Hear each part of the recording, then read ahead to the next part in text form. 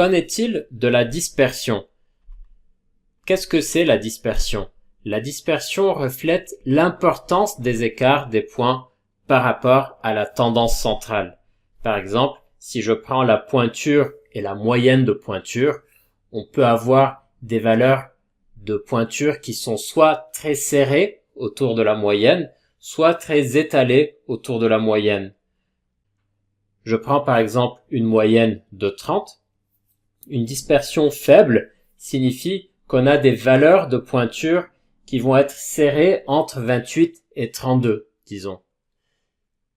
Une valeur élevée de dispersion va correspondre à des valeurs qui vont plutôt être étalées entre 20 et 40. Mais toujours avec la même moyenne de 30. La manière la plus courante de mesurer la dispersion est le calcul de l'écart type. Alors voici la formule de l'écart type d'une population. Et voici donc l'explication des différents éléments de cette formule. XI va correspondre aux différentes valeurs de pointure, par exemple, dans la population. Ce mu correspond à la moyenne de la population. N, c'est la taille de la population, le nombre d'individus dans la population. Alors vous voyez que dans la mesure de l'écart type, il y a cette notion de mesure des écarts de chaque point par rapport à la moyenne.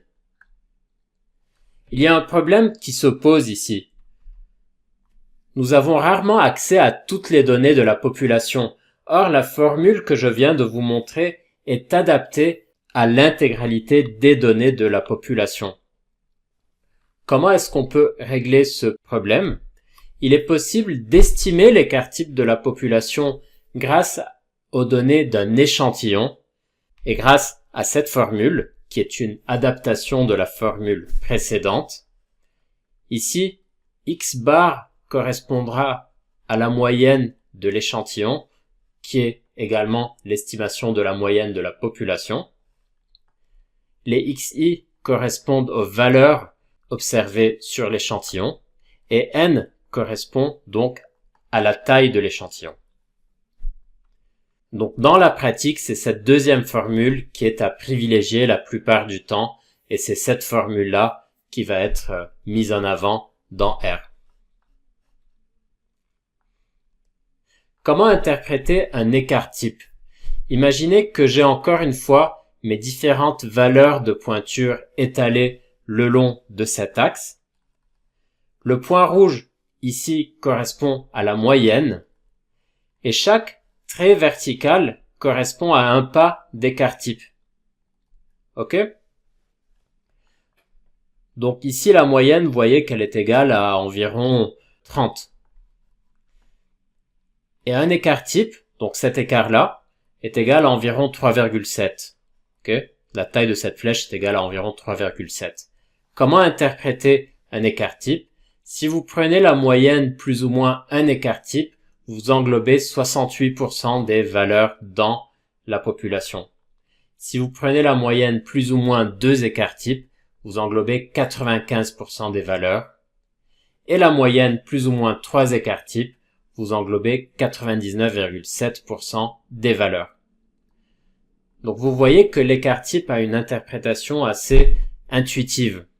Attention, pour que ces chiffres puissent être respectés, il faut que la distribution des données soit normale. On va voir de quoi il s'agit d'ici peu. Il y a d'autres descripteurs de la dispersion des données. Un descripteur très connu correspond à la variance. La variance est égale à l'écart type élevé au carré.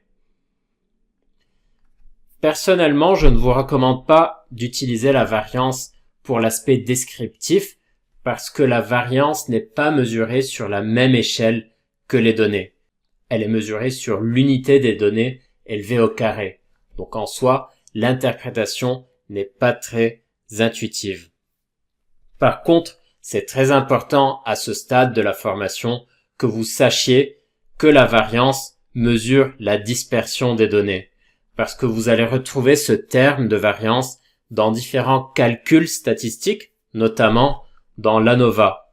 également appelé analyse de variance. C'est un outil très couramment utilisé en statistique. Le coefficient de variation, qui est égal à l'écart type divisé par la moyenne, est une forme d'écart type standardisé. Et il est utile pour comparer des dispersions de variables mesurées à des échelles différentes. Par exemple, on peut se demander si le poids est plus ou moins dispersé que l'âge. Comme l'écart type, variance et coefficient de variation ont une formule adaptée à toute la population et une formule adaptée à l'estimation du paramètre dans la population à partir de l'échantillon. Donc on distingue ces deux formules avec l'histoire du n au dénominateur ou du n-1. Je vais évoquer encore d'autres manières de décrire la dispersion des données. Je prends encore donc l'axe de données de pointure en prenant cette fois-ci la médiane en bleu au milieu. Je peux m'amuser à découper ma série de données en 4 parties de taille égale en termes d'effectifs. Et les points de découpe Q1, Q2 et Q3 correspondent à ce qu'on appelle les quartiles. En dessous du premier quartile Q1, j'ai 25% des données les plus faibles. Au-dessus du troisième quartile Q3, j'ai 25% des données les plus élevées. Et d'ailleurs, en dessous du quartile Q2, j'ai 50% des données les plus faibles et au-dessus, j'ai 50% des données les plus élevées. Donc Q2 n'est autre que la médiane. L'écart interquartile, qui est égal à Q3 moins Q1, est en quelque sorte un indicateur robuste de la dispersion des données. Robuste dans le sens où il est un peu moins influencé par les données extrêmes en comparaison à l'écart type. Il est possible de diviser l'échantillon en parties égales encore plus petites, on parle de déciles ou de centiles, mais je ne vais pas entrer dans le détail. Voilà ce que ça peut donner dans les sorties logicielles. On va se concentrer un petit peu sur quelques-unes de ces statistiques, notamment la médiane et la moyenne qui représentent la tendance centrale. Vous voyez dans ce cas en particulier, la médiane et la moyenne sont assez proches, elles sont autour de 29 et de 30. Les quartiles, le premier et le troisième, je vous rappelle que 25% des données se trouvent en dessous de cette valeur, donc du premier quartile, et 25% des données se trouvent au-dessus du troisième quartile. L'écart type nous dit que 95% des valeurs dans la population se trouvent entre la moyenne moins 2 écarts types et la moyenne plus 2 écarts types. Et enfin, pour le coefficient de variation, nous avons une représentation standardisée de l'écart type, une représentation sans unité, qui nous permet de comparer la dispersion de cette variable avec la dispersion d'une autre variable mesurée sur une autre unité. Je vous propose de vous décrire la représentation boxplot ou boîte à moustache en français, qui est une représentation graphique assez synthétique que j'apprécie particulièrement. Allons-y. Vous souhaitez aller plus loin? Inscrivez-vous à ma formation gratuite et complète aux statistiques avec R que vous trouverez sur le site statistiqueformation.fr. Vous y trouverez de nombreuses ressources, dont 8 heures d'enregistrement vidéo, les PDF des présentations de mes vidéos et des dizaines de lignes de code que vous pourrez télécharger et adapter à vos propres problématiques et données. Je vous mets le lien vers la formation dans la description de la vidéo.